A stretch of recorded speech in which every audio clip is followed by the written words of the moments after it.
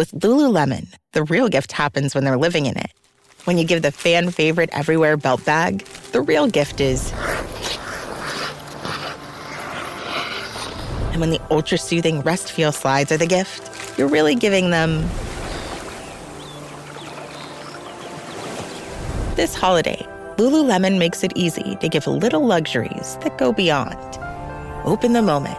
Shop now at Lululemon.com. Welcome back to Fine Tooning with Drew Taylor, your one-stop shop when it comes to animation news and commentary. I'm entertainment writer Jim Hill, and Mr. Taylor, whose writings in the industry you can regularly read over on The Wrap, and whose musings on the Mission Impossible movies you can listen to on Light the Fuse, the official Mission Impossible podcast. He and I are recording this week's episode on Tuesday, November 19th. Apologies for this episode getting out of the gate a little late this week, but it's been a busy time. Mr. Taylor has been all over the map. You were down at Disneyland last week for the opening of the West Coast version of Tiana's Bayou Adventure. The mouse had a big to-do there for the debut of this Splash Mountain redo. So what was that like? Well, Jim, you'll appreciate that I got up on Thursday morning for the 5:30 a.m. earnings call, Disney earnings call, and then jumped in the car right after and drove up to Anaheim for Tiana's Bayou Adventures. I got there at about 8. I was not there for the crawdad boil or any of that stuff. I came up, I rode the ride, I did the press day, I got back in the car, I came home, I hosted the Critics' Choice press conference for Lord of the Rings, The War of the Rohirrim, and that was my day, Jim. I thought you would appreciate that. That was all between 5:30 a.m. and 2 p.m., so I think that yeah.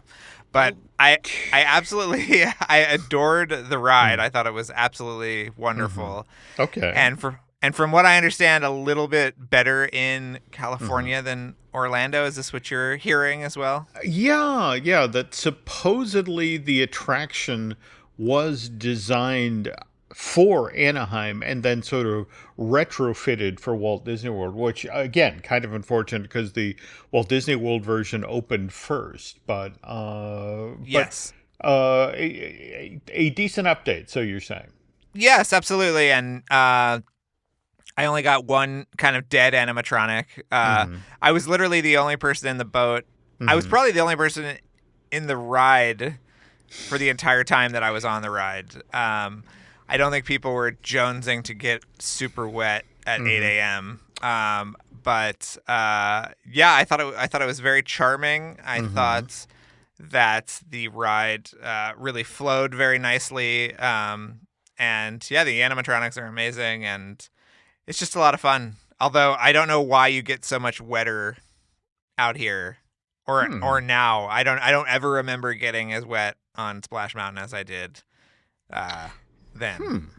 Do you have any ideas? I have heard that, it was one of these things where they went back to the original presets that they had in 89. Again, remember, there were the famous stories about how they had to, in the fall of 84, when this thing, or excuse me, 88, when this thing was originally supposed to open, they literally had to go back in with jackhammers and redo the drop because it was too steep. And, well, there was the cast member who wrote it when he wasn't supposed to wrote it and broke his leg.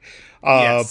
But yeah, they also, they just got flooded out. So evidently somebody went back to the old blueprint, and it's like, why are these people getting wet again? And it's like, oh, dang, don't tell us we have to go back and fix this. So it'll be interesting to see what happens over the next couple of months here. Yes. But, of course, Tiana's Bayou Adventure is based on Disney Animation Studios' 2009 release, The Princess and the Frog, which arrived in theaters 15 years ago this month. Opened L.A. and New York on November 25th, and then went wide in theaters across the country on December 11th. And Drew, do you remember this from the early days of the project?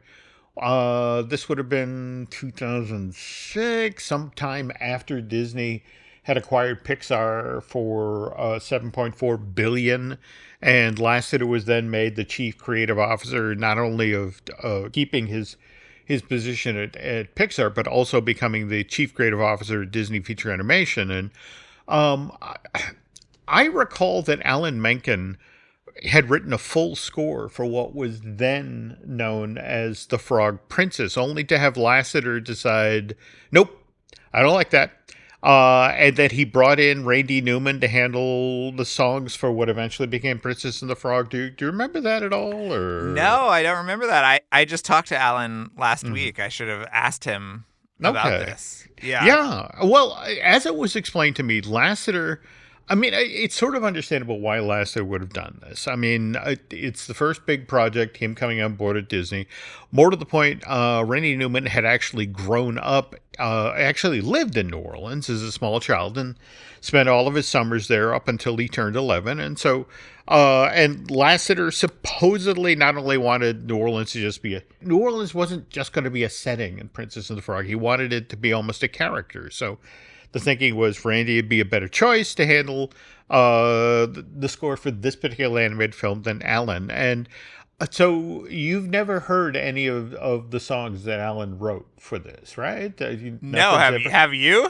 No. And in fact, but that fascinates me because Menken is usually pretty good about stuff that he writes that doesn't make it into movies. Like, for example, we've all heard This Only Happens in the Movies from the song that he wrote for Who Discovered Roger Rabbit, the prequel that never got made. And the stories I've always heard is that Alan kind of got his feelings hurt. Because remember, John had made such a big deal about how Disney was going to return to doing hand-drawn animation. And mind you, we only got the two. We got Princess and the Frog in the fall of 2009 and then Winnie the Pooh in the summer of 2011.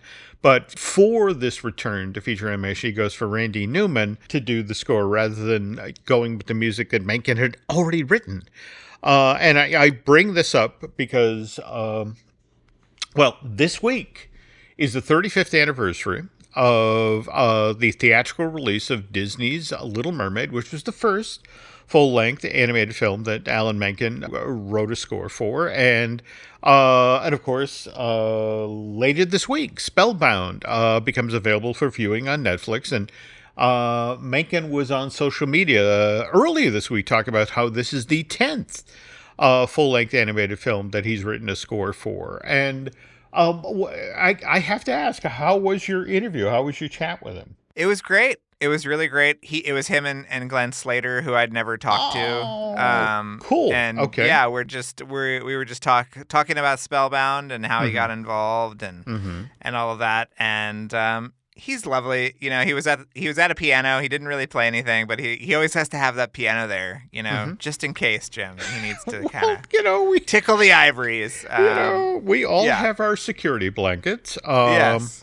Yeah. But I have to say, I would have given good money. I mean, face it, Lasseter becomes head of Skydance Animation in January of 2019.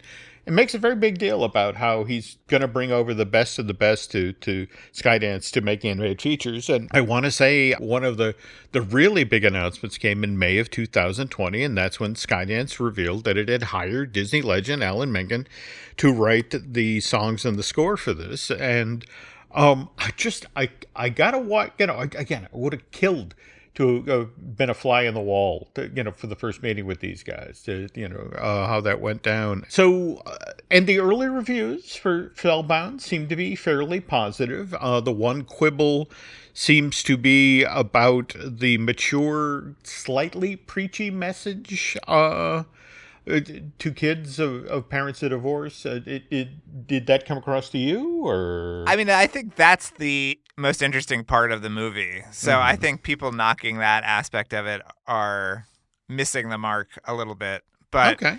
I mean, I think it's a really fun, well animated, well told story that you can watch at home this weekend before you pile into the minivan to see Moana 2 next week. There we go. So, yeah. Okay. And I have to say, anything that that pairs Nathan Lane and Titus Burgess, I have to see. And those two are fun in this, right? Yes, I mean, Jim, it's about time we got some fairy godfathers, together and making all the dreams come true. Yeah. Okay. All right. I'll take that. All right. Sorry for the deviation here, folks. Normally we plunge straight into the news. And speaking of which, the news portion of this week's Fine Tuning is brought to you by Touring Plans. If you're headed down to Central Florida anytime soon to sample some of the theme parks that can be found around the city beautiful, well, Touring Plans can help you save time. More importantly, can help you save money as you wander around Walt Disney World and Universal Orlando Resort. So please check them out at touringplans.com. Okay, and just a quick look back at this past weekend's box office. The Wild Robot, during its 8th week in theaters, came in 5th place at the domestic box office, selling 4.3 million worth of tickets, and that brings this Chris Sanders film up to 137 million in domestic ticket sales, fold in the 170 million worth of tickets that this DreamWorks animation film has sold to date overseas, and we have a worldwide box office take of 308 million, which, again, not bad. By comparison, Red One, the new Christmas-themed live-action adventure comedy from Amazon MGM, that sold 34 million at the domestic box office this past weekend, enough to claim the top spot at the North American box office. But that said, given that Red One stars Dwayne Johnson and Chris Evans, there are folks in the industry who've been saying that this Jake Kasdan movie should have done much better than it did domestically. Your take on that, Drew? Well, I mean, this thing was supposed to always go directly to Prime Video, and supposedly they had worked out the theatrical release in part to appease exhibitors who needed something in this lull before the Wicked / Gladiator 2 / Moana 2 extravaganza that will soon be flooding the marketplace. So, I think the plan is still to put it on streaming before Christmas. So, I mean, it's a disappointment in terms of its relationship to its budget, but not a disappointment in terms of they just threw it in the theater for, giggles a few weeks before the thing hit streaming. So I think, I don't know. And not just theaters, IMAX, right? I mean, IMAX, yeah, that's true. Okay, well, we gotta have our large format premium theaters, Jim. That's essential these days. This is true. Okay, and look, both Johnson and Evans have done voice work for animated features. I mean, Johnson, of course, is the voice of Maui in the original Moana and in the soon-to-be-released sequel. And Evans voiced the title character in Pixar's 2002 Lightyear, which, by the way, is a far better film than its reputation suggests. And again, Drew was just pointing out that a lot of folks about the pile in the minivan for the drive. And if you're looking, or again, if after the meal you're sitting around with your family looking for something to watch, fire up Disney Plus and give this Angus MacLane film another try. It better than you remember. Okay, so what else is going on? On last week's show, we talked about Ice Age 6, which is headed into theaters in 2026. However, since you and I last talked, Drew, we now have an actual release date for the sequel, and that's December 18th, 2026. And Ice Age 6 basically got this date by default because Disney descheduled the Star Wars movie that was supposed to come out then, right? There's a first time for everything, Jim, and this is the first time they've ever taken a Star Wars project off the calendar. So, well, and just to be clear here, folks, this was the one that they had been talking about where they were going to continue with Daisy Ridley's Rey character and further expand on the Skywalker saga. Film's still supposedly coming out, but then again, that's what they say about Patty Jenkins' Rogue Squadron film, as well as that Star Wars thing that Taika Waititi has long had in development. Though, speaking of Taika Waititi, did you see that the short film that he did for, well, it's basically a commercial for Disney Plus, with the octopus that's adhered to the small boy's head. No, I haven't seen it yet, but I saw that it was out. I mean, that's out, and also the David Lowery short about the owl in the tree is out too. Yeah, I haven't seen yet. I want to check out, but the Taika Waititi thing is just flat out charming. Very sweet. Let's see what else. Looking ahead now to 2025. It would appear that we should have some news shortly about Spider-Man Beyond the Spider-Verse. Did you see this giant neon sign that just got erected on a building in Chelsea, which again is supposedly where Miles Morales lives? Yes, and I hate to break this to you, Jim, but I just saw a piece of artwork that one of the animators shared, which is Spider-Man holding a giant Sony television. So I think this is actually not anything to do with the movies. Really? It is something to do with Sony TVs, yeah. Dang. Okay. Because what's interesting is that we've got CCXP, the Brazilian comic book convention, coming up in Sao Paulo. In fact, that's early next month, December 5th through the 8th. And given that back in 2022, this is back when this event was still called Comic-Con Experience, this is where Sony first showed the initial trailer for Spider-Man Across the Spider-Verse. So, dang, I was kind of hoping that... Sorry. By the way, if you want to go see an advertisement for a giant television screen, that's at 140 West 15th Street, New York. If you have nothing better to do with your long Thanksgiving Day weekend, that's disappointing. But on the other hand, CCXP, just like the original Comic-Con down in San Diego, typically a place where you can score all sorts of cool merch, and I'm wondering if any of the 15th anniversary of Coraline stuff that just got announced. Did you see this? I saw the Converse sneakers. There we go. Were there other things too? Well, there have been there are some shirts, there are some sweatshirts, that sort of thing. Though, speaking of Coraline's anniversary, I wanted to ask if anyone actually got to see that Wildwood preview that was attached to the 3D version of Coraline that Fathom sent out into theaters 3 weeks ago. In fact, I want to say on Halloween night. I missed it myself, and that said, I did get to see that stop-motion digital cover that Laika did for Empire magazine that at least showed Wildwood's protagonist, and that's Prue McKeel. I'm hoping I get that name right. If you go on over to the Our Films page at the Laika website, there's now an image of this same character and a brief description of the project. Do you want to take that, Drew? The fascinating thing about this movie is that it is... I mean, I don't know when it's going to be finished at this point because... Yeah, again, I still, the whole notion of coming in 2025, could we narrow that down? Yes. I mean, this is all that it says on the website is that the next animated feature is Wildwood, based on the best-selling novel written by Colin Malloy, lead singer and songwriter for the Decemberists, and illustrated by Carson Ellis.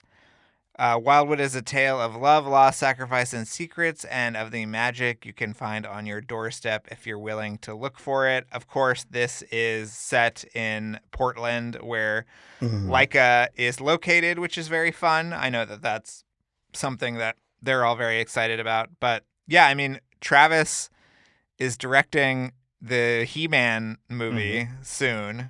So yeah, I don't know when this thing is getting done. And they've been working on it forever, as you know. So, and what's kind of interesting, if you go and seek out this Empire digital cover, it starts off with Coraline opening the secret door and her sort of peering down the corridor and going, whoa. But what's fascinating is you transition as you go down this corridor from the world of Coraline to the world of Wildwood. And if you're watching this on YouTube, you can step through and see wolves and a dark wood, and there were hints of what is to come in this film. But again, we end with our shot of Prue looking back over her shoulders, and that's all we got. So it's very interesting that Coraline has become the kind of like mm-hmm. Touchstone for Laika, because it was not a huge hit when it came out, but it's made so much money and become so beloved in the years since. Mm-hmm. It's very interesting. No, I agree, but that's kind of the history of animated studios. I mean, it's sort of, remember until Shrek came along, they fumbled for an identity. Where on the other hand, Illumination, first movie out the door was Despicable Me, and of course the Minions front and center, and have been there ever since. Sometimes you get it. Sometimes you get it in one, Jim. There you go. Sometimes. Okay. Well, if you want further information, if you go over on Wildwood, if you head over to the Laika website, you can sign up. But again, no release date yet.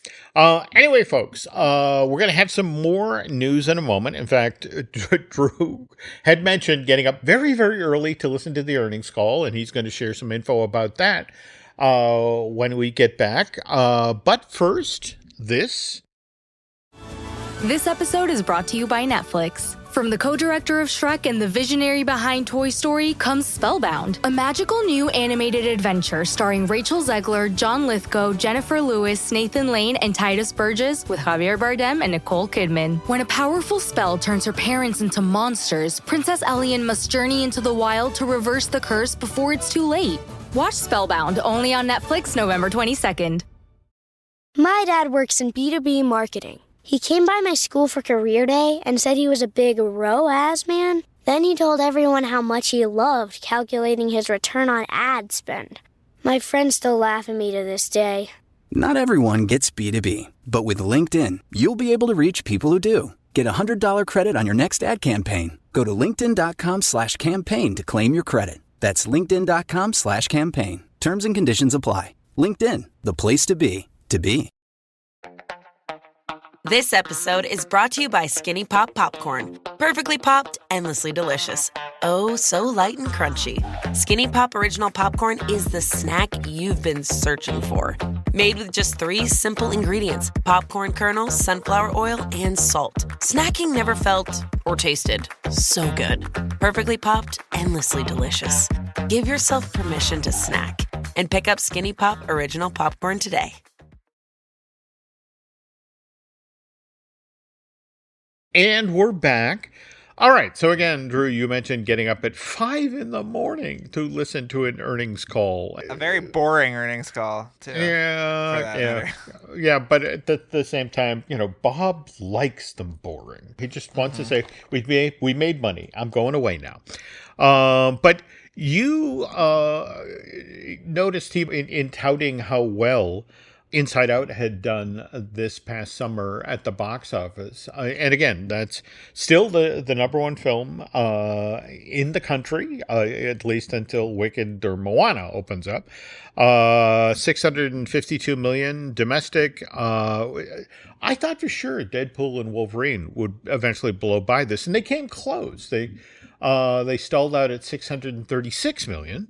But worldwide, Inside Out 2, if you factor in the $1.045 billion they did overseas, they did $1.69 billion, whereas Wolverine and Deadpool only did $701 million overseas, so they a measly $1.3 billion. Barely worth mentioning. But try better next time, guys. Come on. There we go.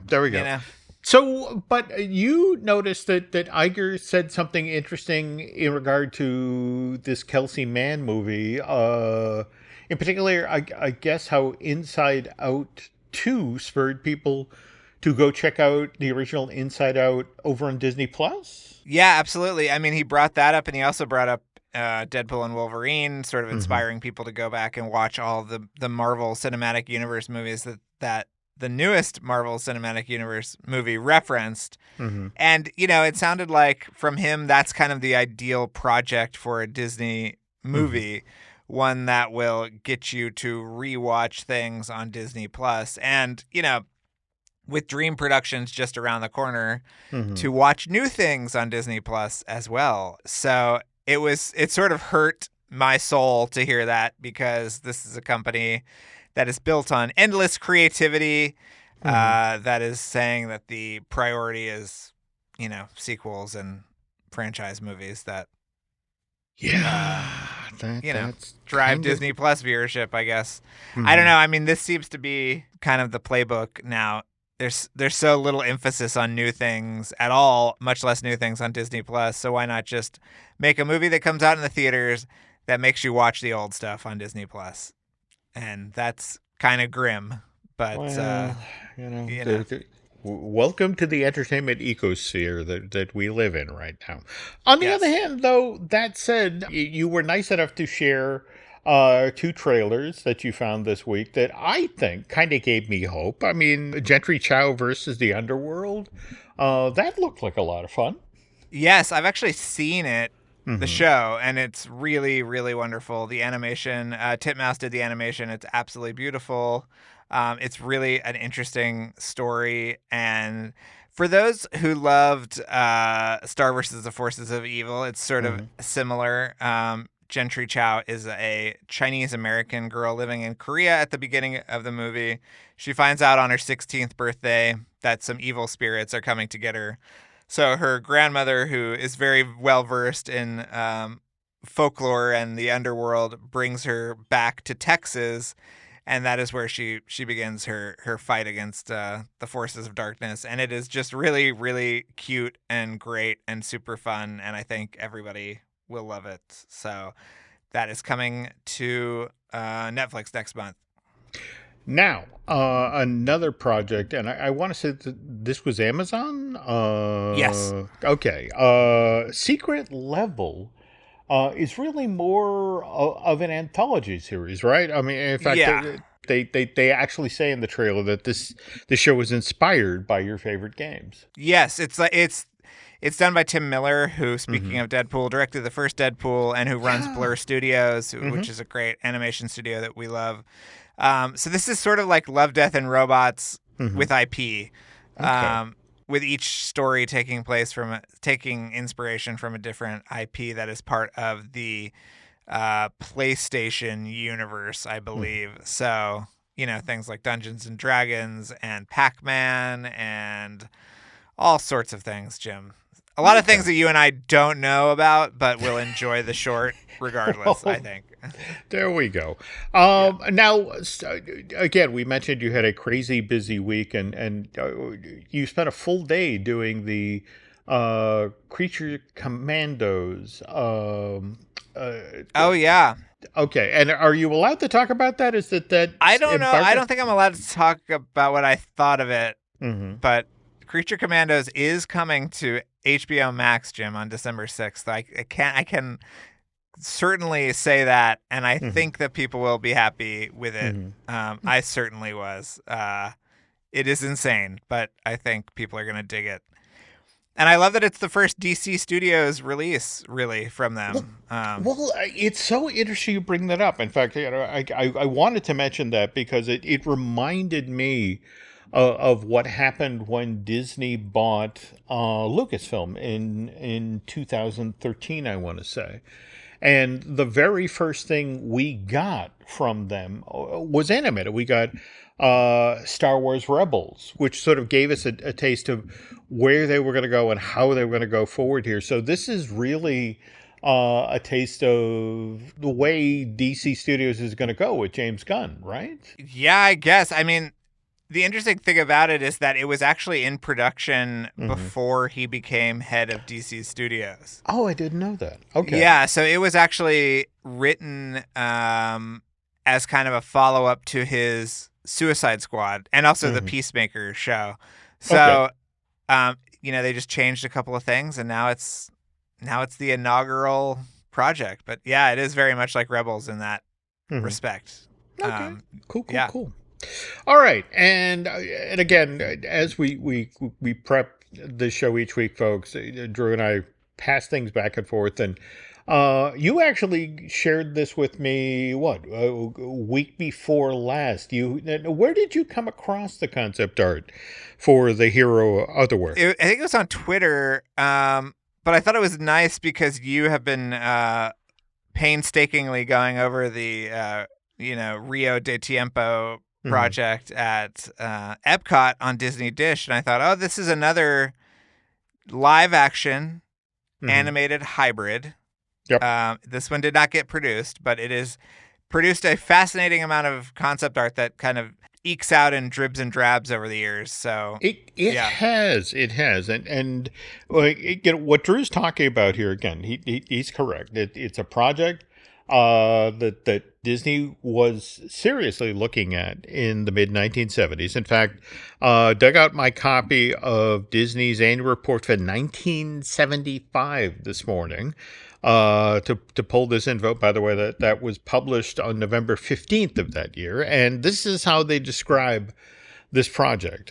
Hero from Otherwhere is another unusual property that will challenge the creativity of the Disney organization. I'm sorry, Drew. That's got to be back then where creativity was challenged at the Walt Disney Organization. Yes. I'm sorry.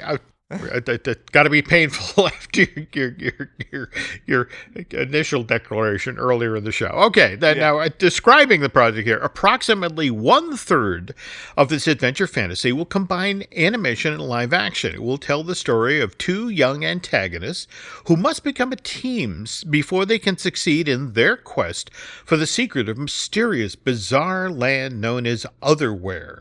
And this film is being prepared by Jerome Courtland. Now, you probably recognize that name from the credits of some Disney films from the 1970s. I mean, first and foremost, Jerome Courtland's the guy who produced Pete's Dragon for Disney. And in fact, what's interesting about, again, this annual report from 1975, as it's being written, this musical fantasy is still 8 months out from going in front of cameras in summer of 76, and Pete's Dragon would then be released to theaters December of 77.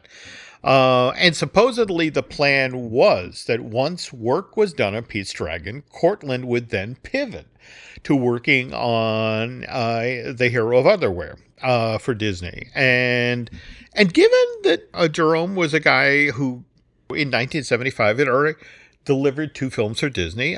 He was the producer of Escape to Witch Mountain, which arrived in theaters March 21st of that year, 1975, and did well enough that the studio almost immediately put a sequel into development, Return to Witch Mountain, which would be released to theaters 3 years later, March 10th, 78. And then there was Ride a Wild Pony, which was Disney's holiday release for 1975. In fact, it hit theaters on Christmas Day, December 25th of that year. But the notion was, okay, so let's get started on Otherwhere. So Mel Shaw, who was a concept artist at Disney Studios, you probably know his work from the pastels that open the Rescuers from 1977, but there's also a lot of art out there that he did for The Black Cauldron, likewise Small One. He was the first guy through the door, basically, on everything that Disney considered in the 70s on the animation side of the house. And so, as Drew mentioned, there's a number of these pieces. In fact, I was looking at a bunch of them over on Reddit this morning that show, for example, the 2 teenage boys riding on the back of some sort of lizard creatures. They make their way through the world, and there's all sorts of other creatures. But here's the thing, Drew. Pete's Dragon went way over budget, largely because the decision was made after all of the live action footage for this Don Chaffee film was in the can that people looked at a rough cut in the movie and said, we need more Elliot. So they effectively tripled the amount of animation that was originally planned for this film. And it was up to Don Bluth and his team to deliver that, and for the film to still make its promised delivery date. And so these guys, wound up sleeping under their desk, working around the clock, and they still got chewed out by Ron Miller for not, that you guys, we almost missed the date because of you. And it's like, but you're the one who decided after they finished the live action that we needed 3 times as much animation. But somebody had to take the blame for this happening. And it turned out to be Courtland. And basically the decision was made at that point that Jerome has a home here at Disney, but let's not let him do anything that involves animation. He doesn't seem to understand the process and didn't ride herd on the guys, and that's why we almost got late. But Courtland goes on to make a few more theatrical releases of Disney. We've mentioned Return to Witch Mountain. He was also the guy who produced The Devil and Max Devlin for Disney back in January of '81, and worth seeking out even today, folks, just to see Bill Cosby in full devil makeup. That, just to let everyone know, that was not a documentary either. That was just... Yes, it was an Elliot fictional. Gould comedy. Yeah. Not much of a comedy either. Anyway, in between Return to Witch Mountain in March of '78 and Max Devlin, January of '81, Jerome produces a number of episodes for the Wonderful World of Disney TV show, The Young Runaways for the '78 season of the show, Skytrap for '79, and then 2 movies, Ghost of Buxley Hall and Sultan and the Rockstar for the 1980 season. Sultan is a giant cat, by the way, if anyone wants. There we go. No, there we yes. go. Yeah. You know, that you were, wow, I'm very proud of you that you remember that fairly forgettable television show. Yes. All right. Anyway, again, we lose Courtland in March of 2012 at the age of 85, though weird little bend on the story, Drew. Early on in his career, Courtland was an actor and actually played the title role in Disney's The Saga of Andy Burnett, that 6-part miniseries they did as sort of people really like Davy Crockett. Let's do more of those, and El Hago Baca and this one. But yeah, that ran as part of the weekly anthology series between October 57 and 58. But Courtland evidently really, really regretted that he never got the chance to turn Hero of Otherwhere into a movie. And by the way, this was based on the book by Jay Williams, first published in January '72. Disney acquired the film rights to the Hero of Otherwhere prior to publication, kind of like they did with Who Centered Roger Rabbit. And this book, Drew, told the story of high schoolers Rich Dennison and Jesse Rosen, who'd been sent to the principal's office for fighting, but when they opened the door to that office, they tumble into the strange world known as the Kingdom of Givelith. And if you go, there are various paperbacks available of this book if you want to check it out, folks. And it's described as a small fantasy adventure that celebrates the magic of poetry.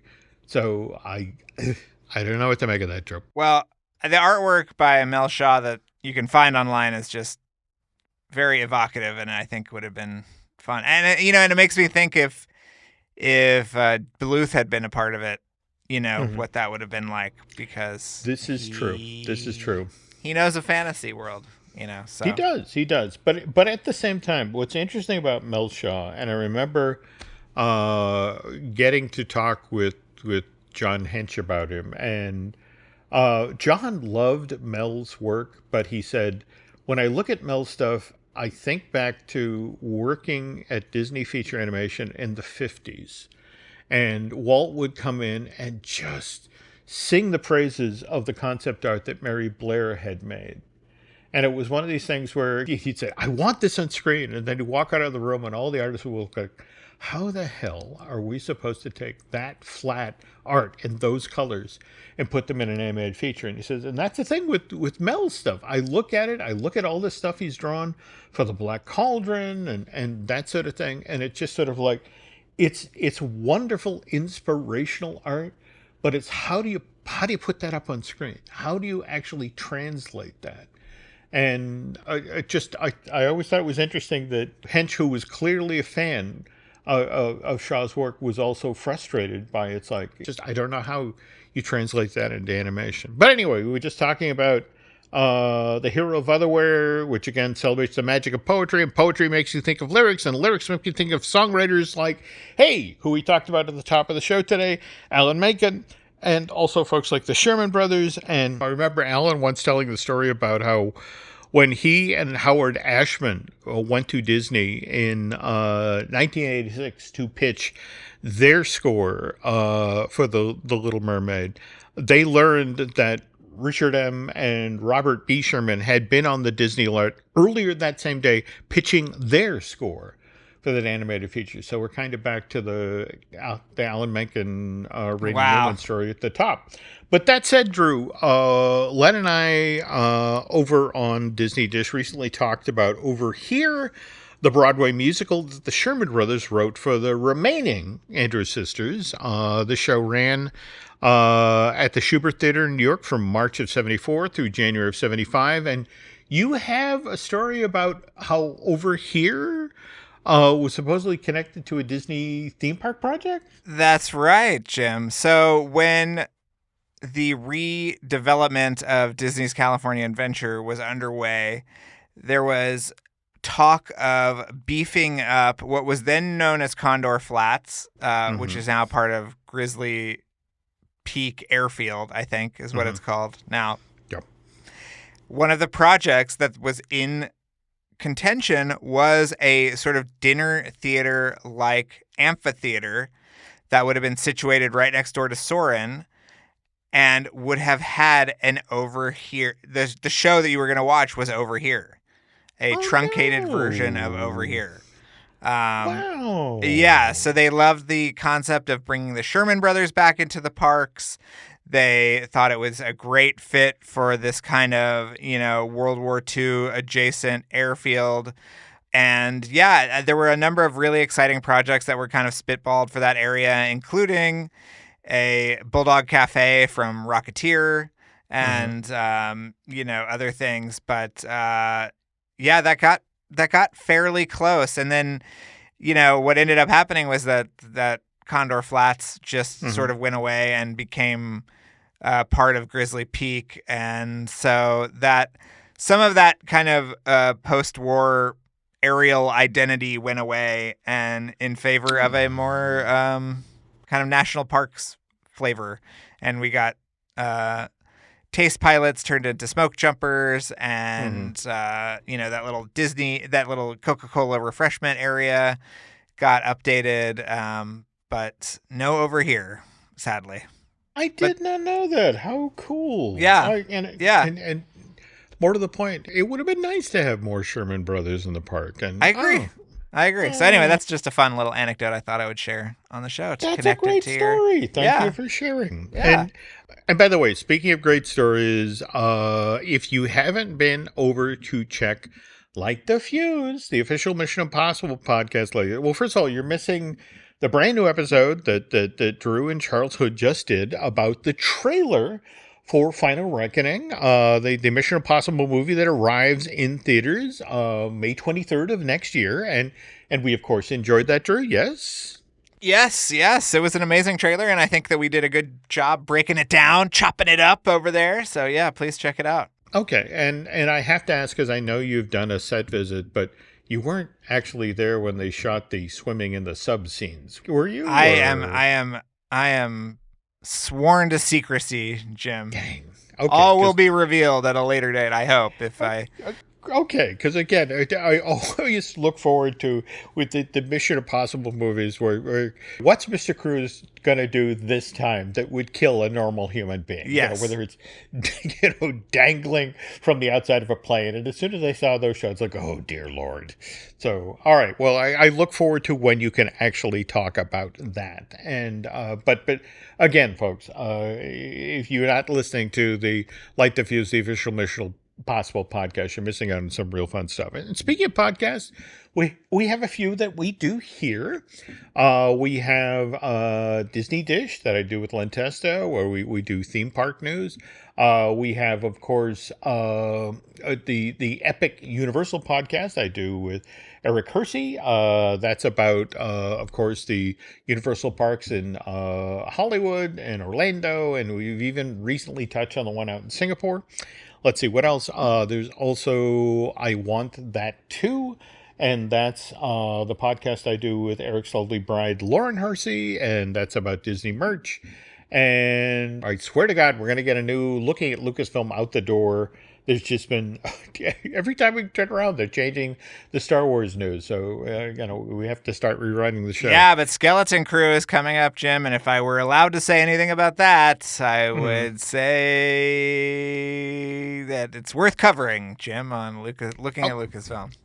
Okay, all right. Then I will take the obvious suggestion. Also, we of course have the Manufacturing the Magic, the History of Themed Entertainment show that we host here at Jim Hill Media. That is produced and hosted by Noah and Shelley Valladolid. And let's see, and again, I also need to mention Disney Unpacked, our video series that Len and I do with Imagineer Jim Schul. And our most recent show is about Africa Rediscovered, the movie that Roots author Alex Haley wrote for Never Built World Showcase Pavilion. But for the rest of this month, in honor of Wicked, which arrives in theaters later this week, November 22nd, we'll be sharing stories about all sorts of Oz-related things that almost got built at the Disney parks. And coming up later this week, Drew, I know you will enjoy the story about how I personally broke TikTok, the Army of Oz, or at least the version of this character that used to be paraded around through Disneyland as part of that theme park's Main Street Electrical Parade.